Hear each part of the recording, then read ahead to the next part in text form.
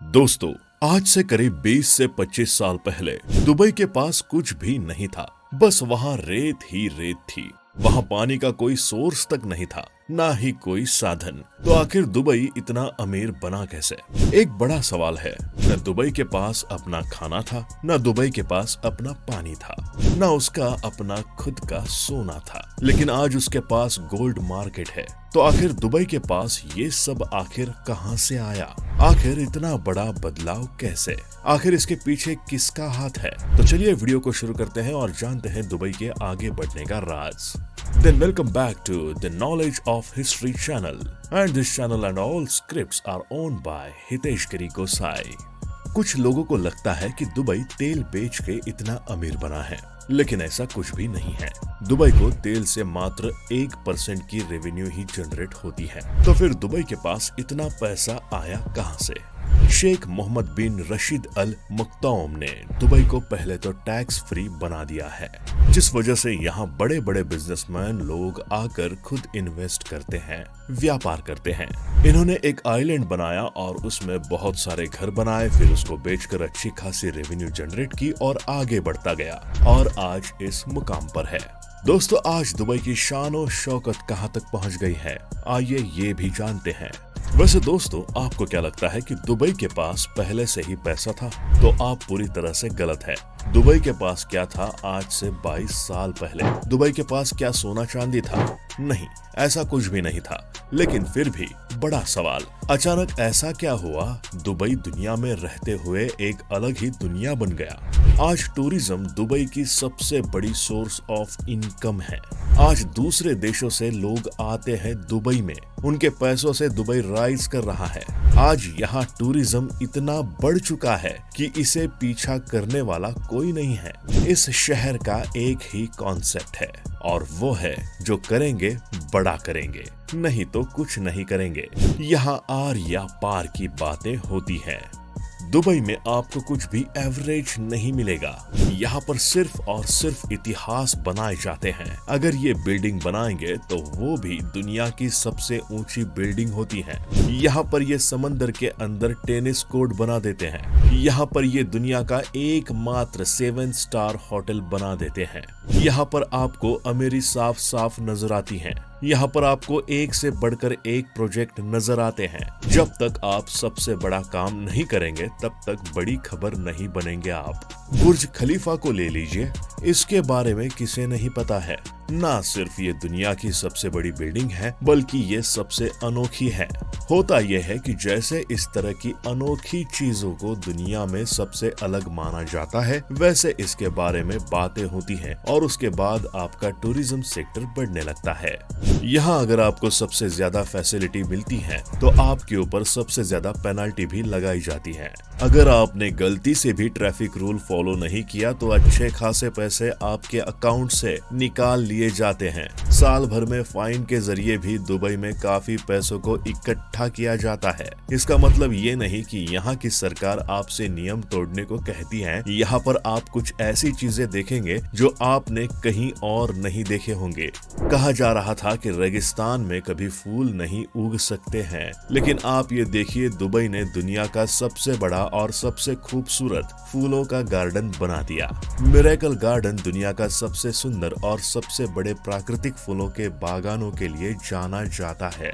दोस्तों, आप जानते होंगे दुबई मॉल के बारे में। दुबई में घूमने वाली जगहों में दुबई मॉल एक शानदार जगह है, जिसे दुबई शॉपिंग फेस्टिवल का घर भी कहा जाता है। यूएई में दुनिया का सबसे बड़ा शॉपिंग मॉल में से एक है। दुबई मॉल शहर के प्रमुख मॉल में से एक है, जो मनोरंजन की दुनिया में प्रवेश करने वालों के लिए उभर कर सामने आते हैं। आप यहाँ पर कई अट्रैक्टिव चीजों को देख सकते हैं। दुबई में आज सब कुछ पॉसिबल है। क्या आप इमेजिन कर सकते हैं कि ये अंडर वाटर प्रोजेक्ट लेकर आ रहे हैं? जी हाँ, दुबई है तो सब मुमकिन है। यहाँ कुछ भी बनाया जा सकता है, कुछ भी तैयार किया जा सकता है। यहाँ सपने देखे जाते हैं और उनको पूरा भी किया जाता है। शायद इसलिए दुबई में अब तैयार किया जा रहा है अंडर वाटर रेल नेटवर्क।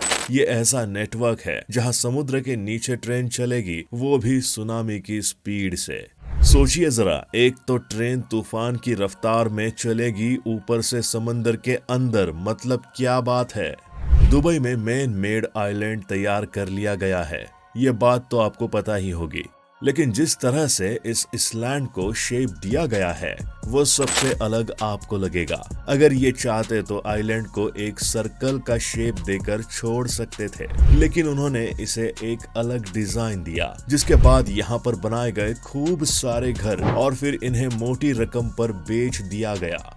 इसे कहते हैं दूसरों से अलग सोचना और पैसा कमाना। दोस्तों, बड़े बड़े मॉल्स तो आपने इंडिया में भी खूब देखे होंगे, लेकिन जो दुबई में बनने वाला है वो दुनिया का सबसे अच्छा मॉल होगा, क्योंकि ये बहुत अलग है। क्या क्या होंगे उस मॉल की विशेषताएं? मनोरंजन और सुविधाओं से पूर्ण कॉम्प्लेक्स प्रोजेक्ट में करीब 7 लाख वर्ग मीटर में शॉपिंग मॉल बनाया जाएगा। इसमें थीम पार्क, थिएटर, मेडिकल सुविधाओं समेत 100 होटल और 20,000 कमरों की बिल्डिंग अपार्टमेंट बनाए जाएंगे।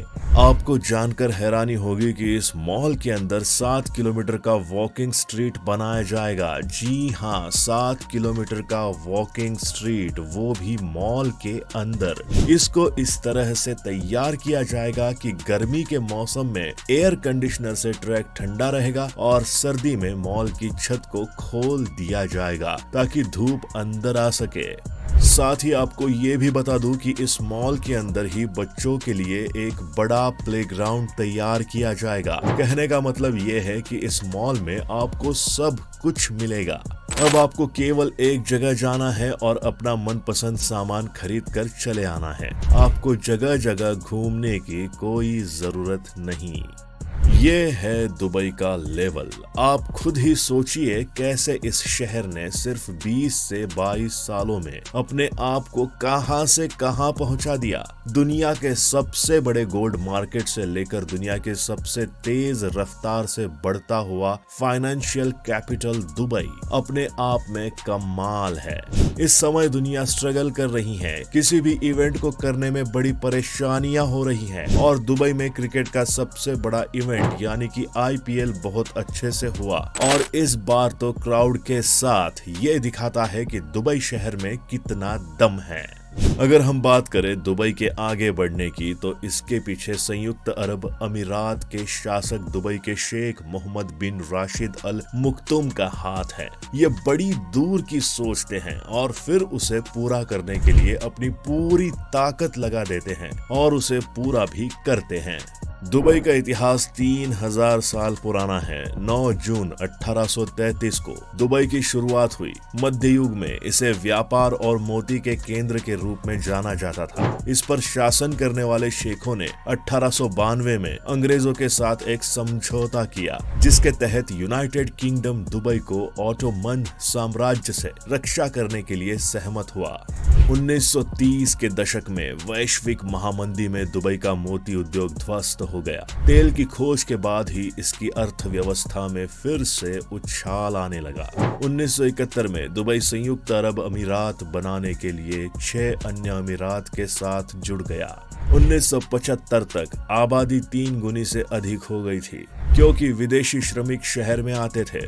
1990 के पहले खाड़ी युद्ध के दौरान सैन्य और राजनीतिक अनिश्चितता के कारण विदेशी निवेशक दुबई से भाग गए।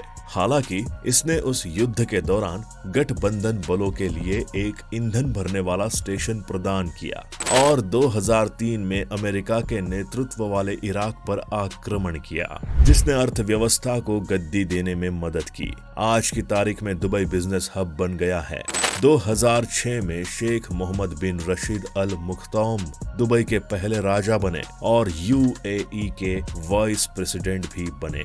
दोस्तों, आज की इस वीडियो में बस इतना ही। अगर आपको हमारा ये वीडियो पसंद आया हो तो वीडियो को लाइक करें, शेयर करें और ऐसे ही एपिसोड्स देखने के लिए हमारे चैनल को द नॉलेज ऑफ हिस्ट्री को सब्सक्राइब कर ले। मिलते हैं आपसे नेक्स्ट वीडियो में, तब तक के लिए गुड बाय।